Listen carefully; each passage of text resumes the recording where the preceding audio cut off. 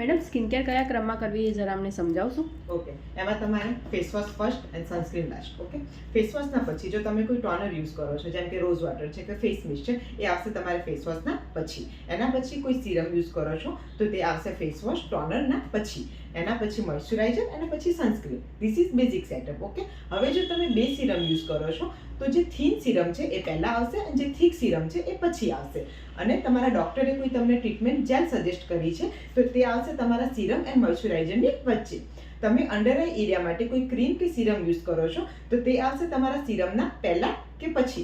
એમાં જો તમારી સિરમ કોઈ એક્સફોલિયન્ટ કેટેગરી એટલે કે સાલાસાલિક એસિડ કે ગ્લાયકોલિક એસિડ વાળી છે તો તમારી અંડર આઈ ક્રીમ તે પહેલાં આવશે, અને હાઇડ્રેટિંગ કેટેગરી એટલે કે વિટામિન સી કે હાઇડ્રોનિક એસિડ વાળી છે તો અંડર આઈ ક્રીમ છે તે સિરમના પછી આવશે. I hope you understand. આવી જ કોઈ સ્કિન કેર કે હેર કેર રિલેટેડ ઇન્ફોર્મેશન માટે તમે અમારા પેજને ફોલો કરી શકો છો કે અમારા ક્લિનિકની મુલાકાત લઈ શકો છો. એડ્રેસ એન્ડ કોન્ટેક્ટ નંબર નીચે કેપ્શનમાં અવેલેબલ છે. Thank you.